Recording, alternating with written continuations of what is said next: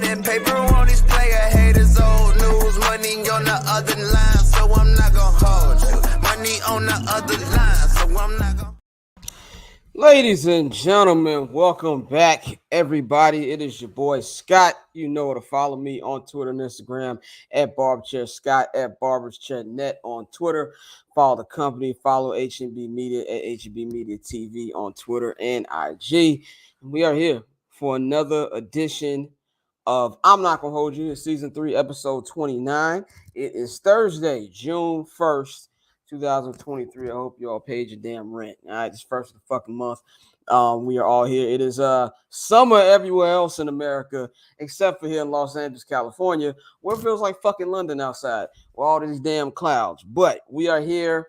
Got a lot of stuff to get into tonight. Game 1 of the NBA Finals tips off in Denver, Colorado in about an hour and a half. It will be the Western Conference champion Denver Nuggets taking on the Eastern Conference champion Miami Heat. That should be entertaining. So we're going to get into that later on in the show, man. But let's just get right into it with my sound off. Everybody, I feel like for the last decade of NBA conversation has been talking about why doesn't the NBA have parity like the NFL, like Major League Baseball, like the NHL. Well, I'm here to tell you people the parity era is here. I feel like we are heading back into the 70s where it's going to be random teams winning.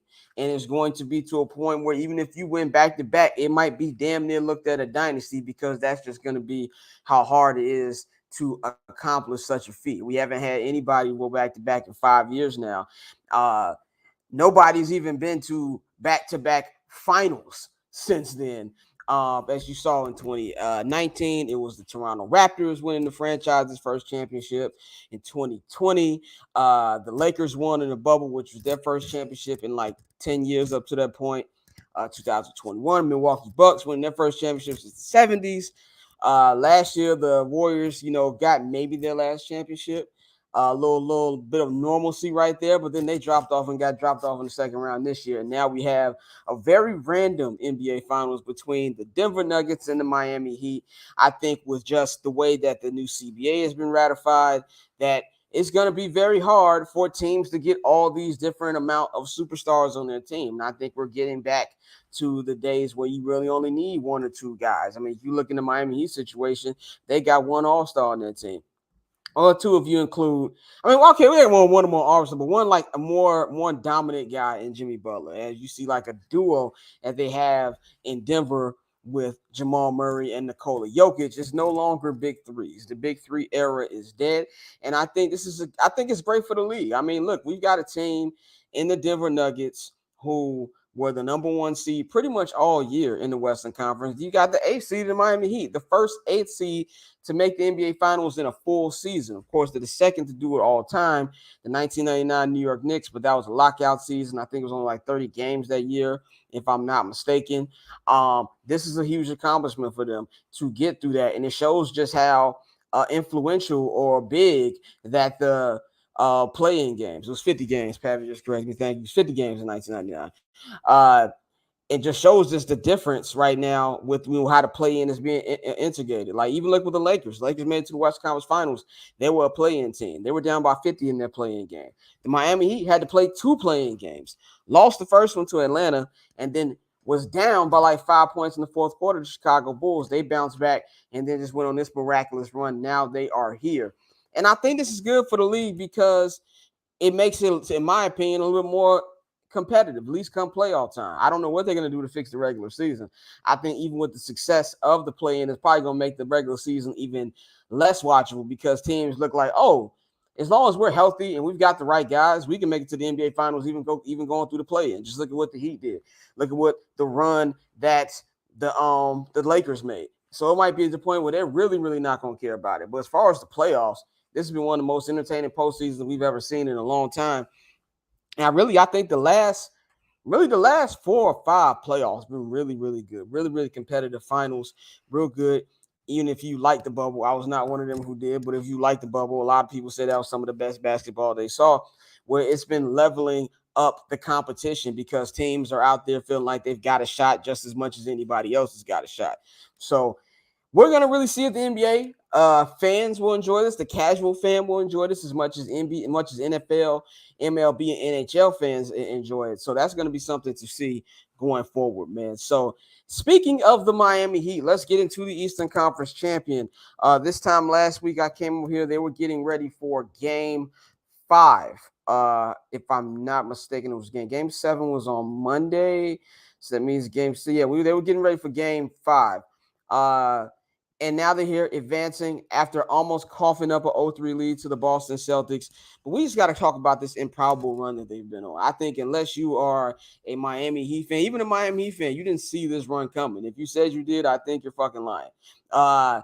Just from the way that this team has really battled all year. This is a team that went from being the number 1 seed last year, being a shot away from making the NBA Finals. And this team deals with injuries every year, but especially this year.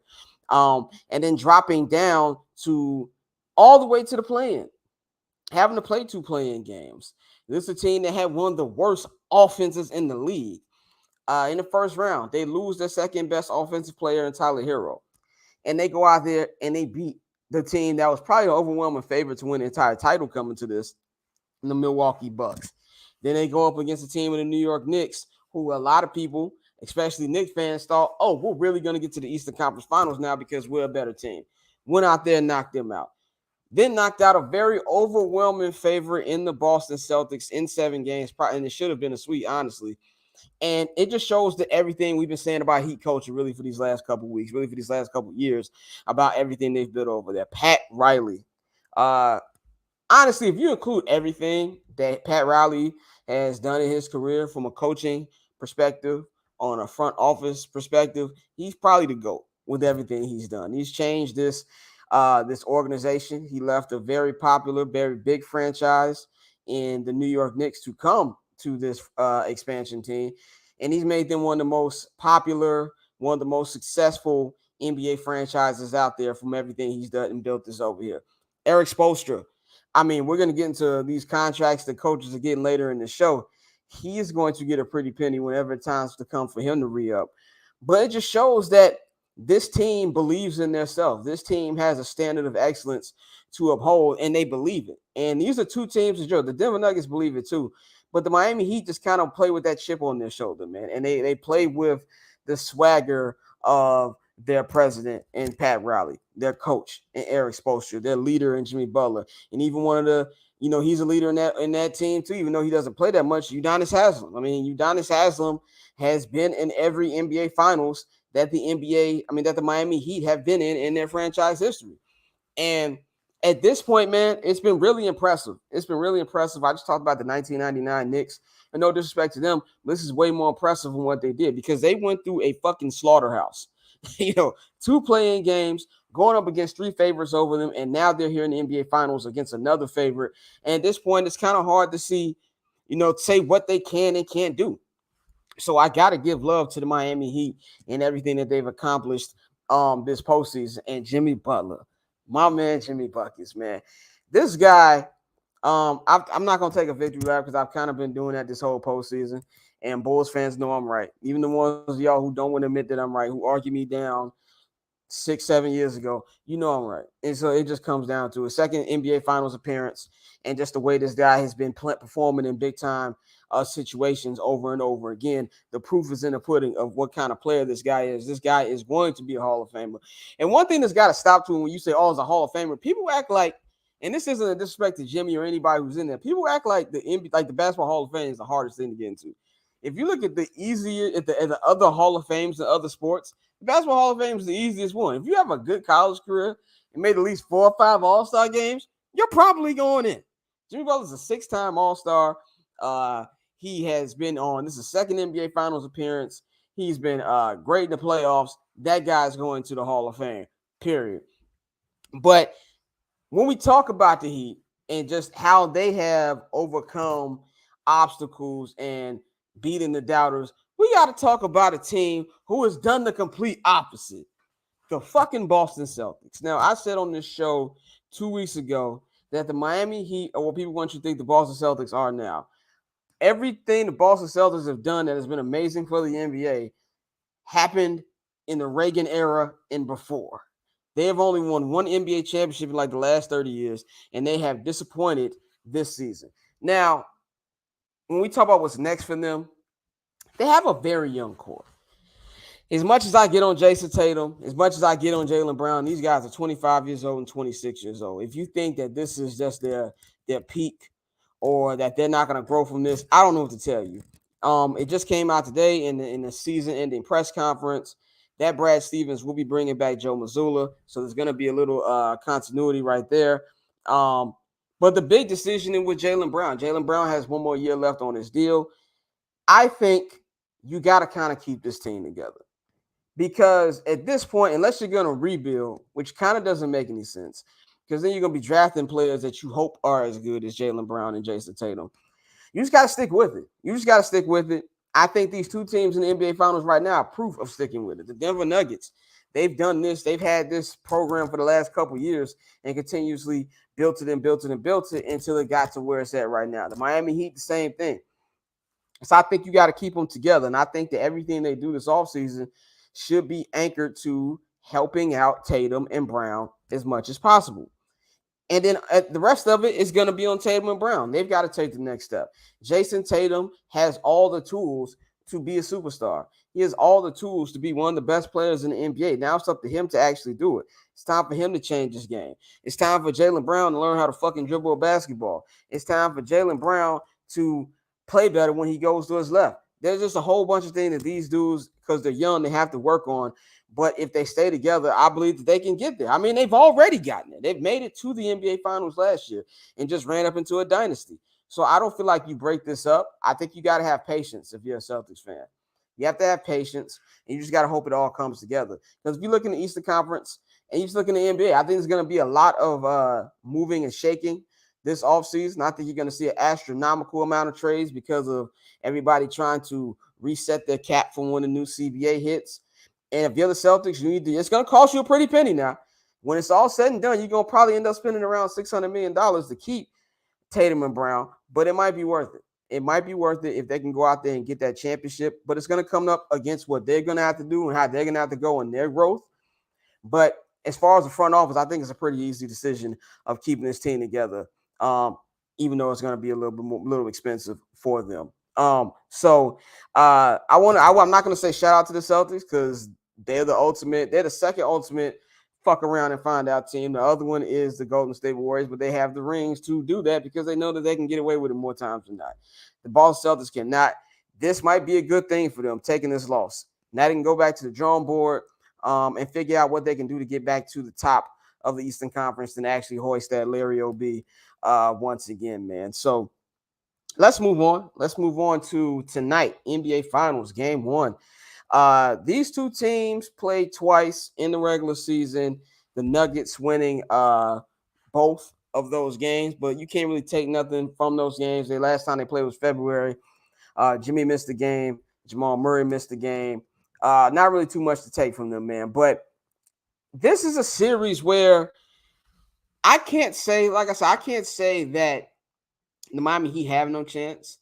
Because I kind of feel like we've been saying it every round with this team. Oh, they have no chance against the Bucks. They have no chance against the Celtics. Everything about the Heat ain't really like X's and O's. It's really something just you just got to watch and see how they play. But I feel like the one thing that they have to do to give themselves a chance in this series, got to slow down Jamal Murray. I mean, Jokic is going to be Jokic. Jokic is going to get his, even if he doesn't have the best scoring games. He's going to find a way to dish the ball and get it to other players on his team. He's going to find a way to make plays regardless on how he's scoring. Jamal Murray is the key to this. I don't know who they're going to put on him. Maybe they throw Jimmy on him for a little bit. Whatever defensive strategy you need to do for that, they got to slow him down. Ask the Los Angeles Lakers how that went by not having an answer for Jamal Murray. Because then it leaves up everybody else. It frees up everybody else because you can't double everybody else. And it gives rest of the threes and the rest of that team to shoot better than they've already been doing. And so that's the focus to me for them. The Denver Nuggets are probably the best offensive team. Not probably, they are the best offensive team in the playoffs this year. They've outscored teams by 125 points this playoffs. And that's just something where the Miami Heat are going to have a problem because the Miami Heat, they like to slow the game down. They don't score a lot of points. Game 7 was a real old school type of basketball game. I don't think they've scored 100 points, maybe more than like 3 or 4 times this entire postseason, and that's going to be a problem. They can get away with the scoring droughts against a Milwaukee Bucks with no Giannis. They can they can get away with a scoring drought against the New York Knicks. They can get away with a scoring drought with the Boston Celtics because the Boston Celtics just have just as many scoring droughts. That can't happen against the Denver Nuggets. They have a scoring drought against the Denver Nuggets. It's going to be, they're going to look up and they're down 26 points. So they need to be able to score more points. Defensively, you're not going to really be able to do too much. You just got to outscore these guys. That's what you're going to have to do to give yourselves a chance in this series. There's different ways this thing can go. If you look at the 3 series that the Denver Nuggets were in prior to this, outside of the Phoenix Suns, they have had pretty much a control on every series they've had. They've never really been in any compromising positions outside of that game 5 where it was 2-2 against the Phoenix Suns. And that was just because Devin Booker and Kevin Durant were shooting lights out. I think that the one thing that the Heat have in their favor is they have played more recently. They played 2 days ago. And the Denver Nuggets have been off for almost 2 weeks now. That's how long that it's been since they smoked the Lakers. So to give themselves any chance, I feel like they have to win tonight. It's imperative for them to win tonight and to steal the home court advantage. Denver, both of these teams are undefeated in game 1. So somebody's game 1 streak is going to come to an end tonight. The Denver Nuggets are undefeated at Ball Arena. But they got to pounce on them early. And there's a lot of key factors here. Now, Woj came out about an hour or two ago, said that Tyler Hero is pushing for a comeback in game 2. I'm kind of iffy about that. Not because Tyler Hero isn't a good offensive player, but he's been out so long that I kind of feel like it'll fuck with the chemistry of the team if he did come back. We don't know if he's 100%. He broke his wrist. I'm not expecting to be 100% coming back this fucking early. But that's something that you got to pay attention to right there for the Heat and for the Nuggets. It might work out for the Heat. Now the Nuggets got another thing they got to guard, or it might completely fuck up the chemistry they have, and now it gives the Nuggets a more of an upper hand already. As far as how I think this series is gonna go, man, it's I don't want to disrespect the Heat because Jimmy Butler is one of my favorite players. I love everything the Heat are doing over there, but I just think this one's gonna get dark. I think this one's gonna be quick. I'm going to take the Denver Nuggets in 5 games. Honestly, it would not surprise me if it's a sweep. It would not surprise me whatsoever. I think Miami wins tonight just because they have to, in my opinion. I think Miami wins a very close one tonight, and I think that it will be a gentleman's sweep going on for the rest of the series. I'm really interested to see the coaching X and O's between these two teams because you got Eric Spoelstra and Michael Malone going at it, 2 great coaches. I just hope from a fan perspective, because it's the first NBA Finals, maybe in 20 years, that I legitimately do not care who wins. I just want a good series. I want a competitive series. Even if it is a 5-game series, at least let it be one of 5-game series where all the games come down to the wire.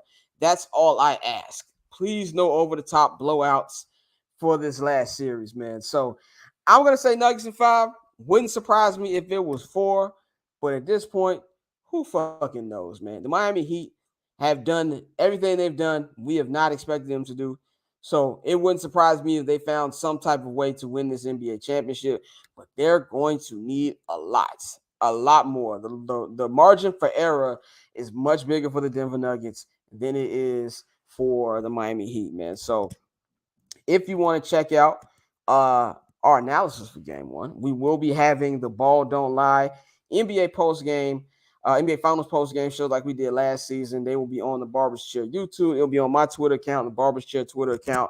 You can watch it from there. Me and Dante will be going live 15 minutes after the conclusion of game 1 tonight, and every game on the series. We will break down, all the X's and O's, who won, things like that. So, come in for a late night watch and kick it with you guys tonight, man, as we get y'all through these NBA Finals, man.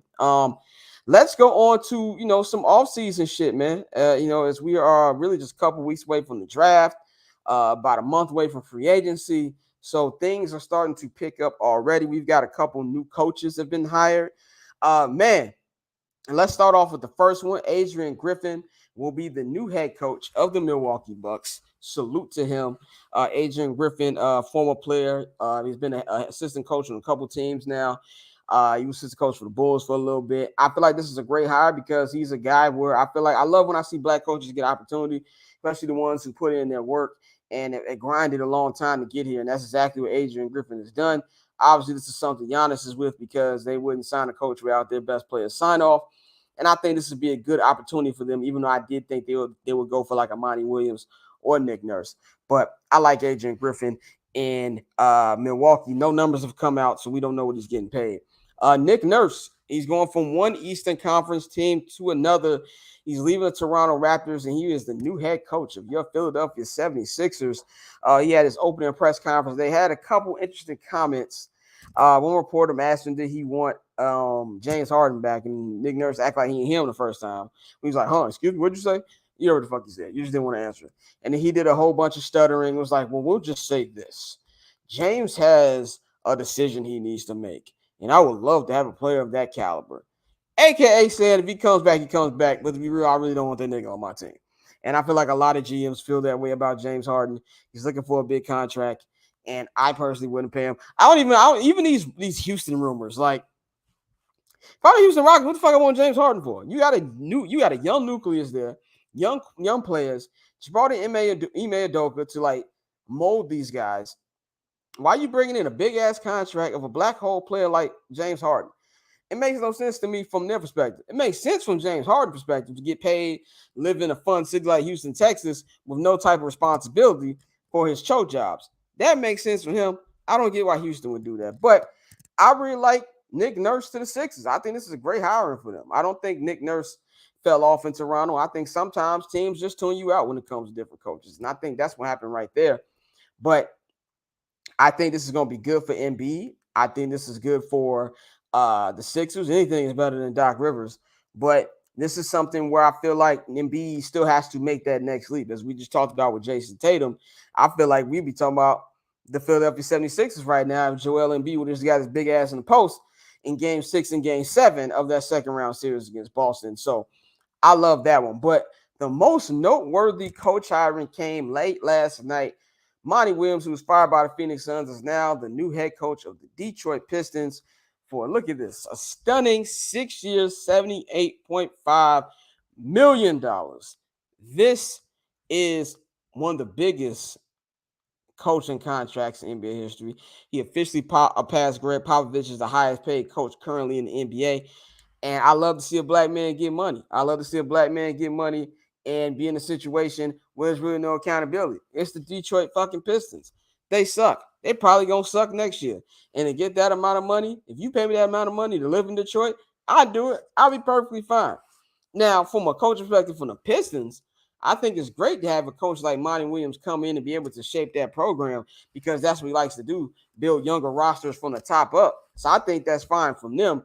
But I really feel like Monty needed a lot of money to be able to convince himself to move over there and go from a team that was a contender to a team that's, still the early stages of a rebuild. But $78 million, I feel like this is going to reset the coach market.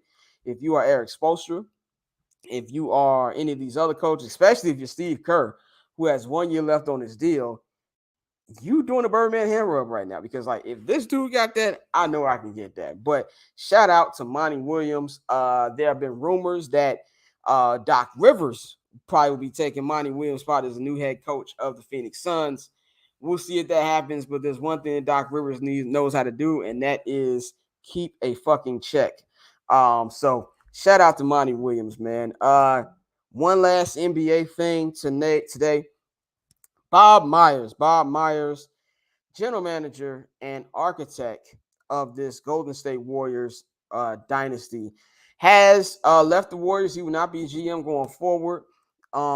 He announced it this week in a press conference with Warriors owner Joe Lacob, and he just kind of looks like a guy who's burned out to me. And I think like this is something where this is the beginning. I don't know if you want to call it the downfall, but this is the big beginning of major changes for this dynasty.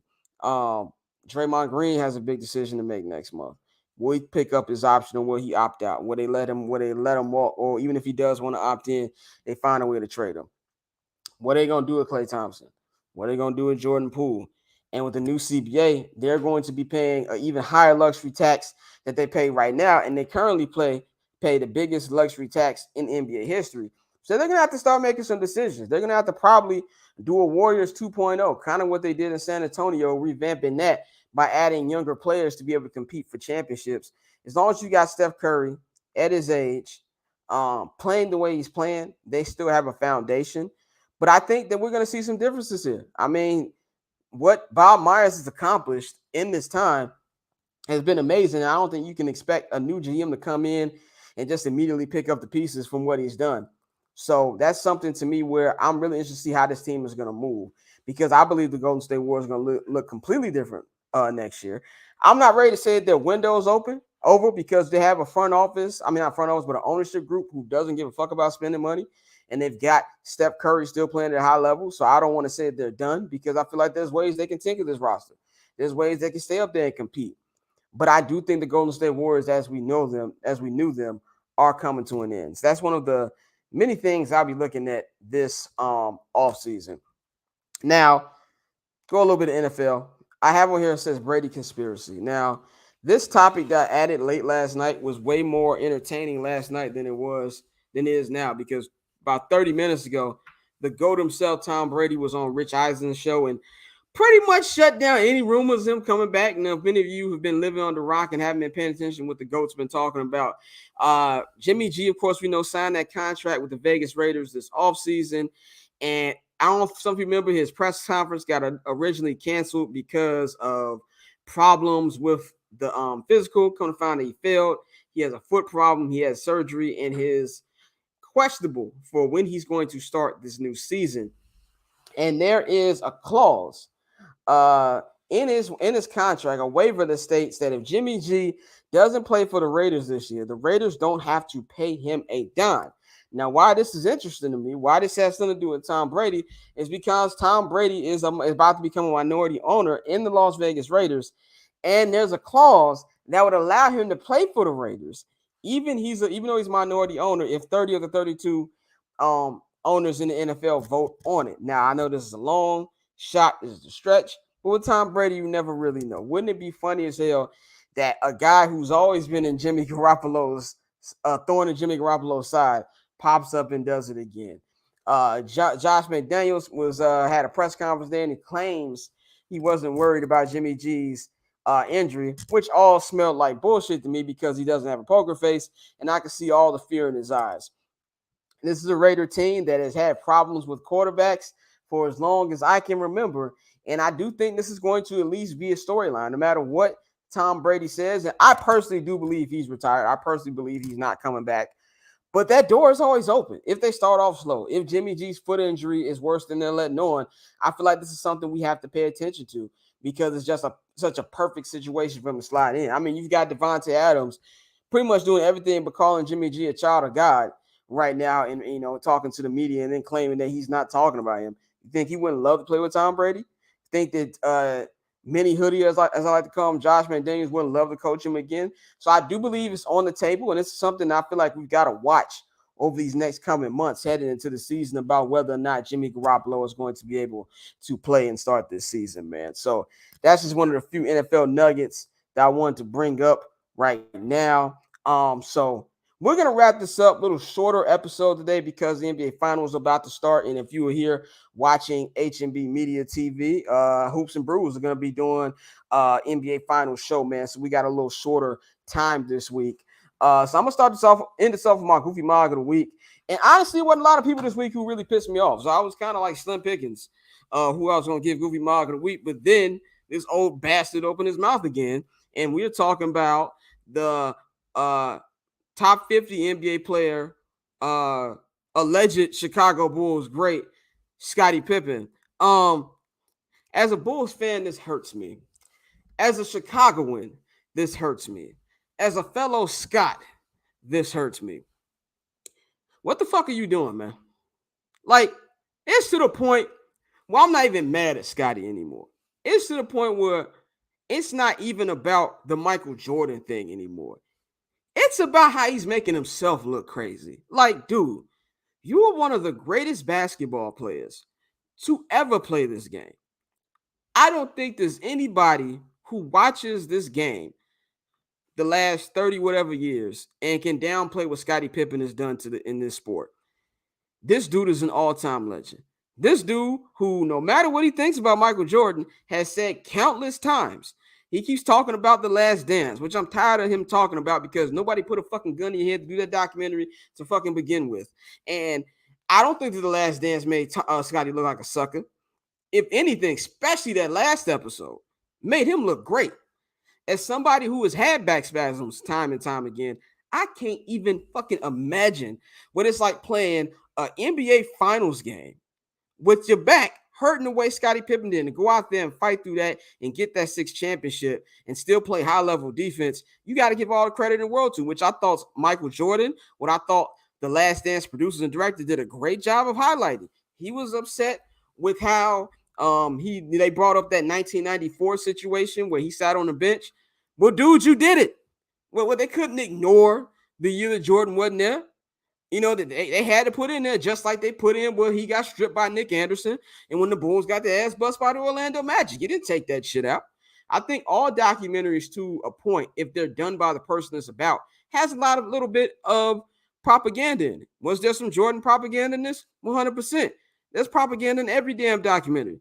I just watched the 2000 Ravens documentary not so long ago. I remember that damn team. There's a lot of goddamn propaganda up in there. When LeBron does his documentary, there's going to be propaganda in there.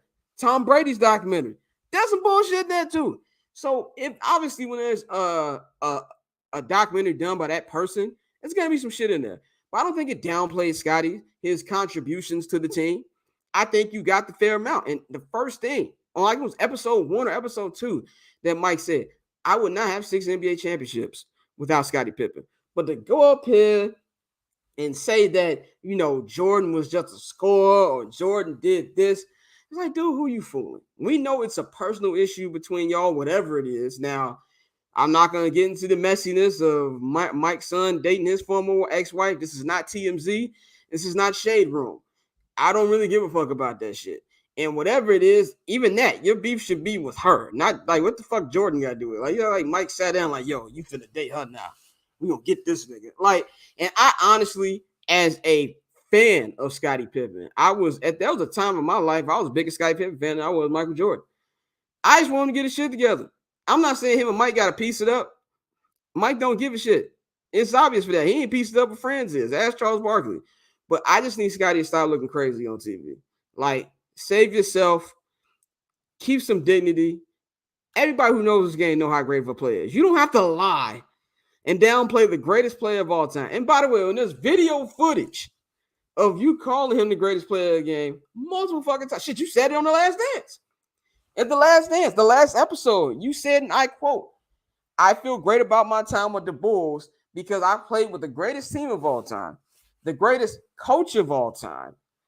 You know, now I don't know about them. You know, we heard Phil's a racist, would not shock me. White people being racist don't shock me at all. So I don't really know about that. You said greatest general manager of all time and Jerry Cross, who you had beef with. Then you said the greatest player of all time. So it's like, Scottie, we know you bullshit. Just stop, bro. You looking crazy right now. Whatever problems you have, take it up with that woman who you really upset about, my guy.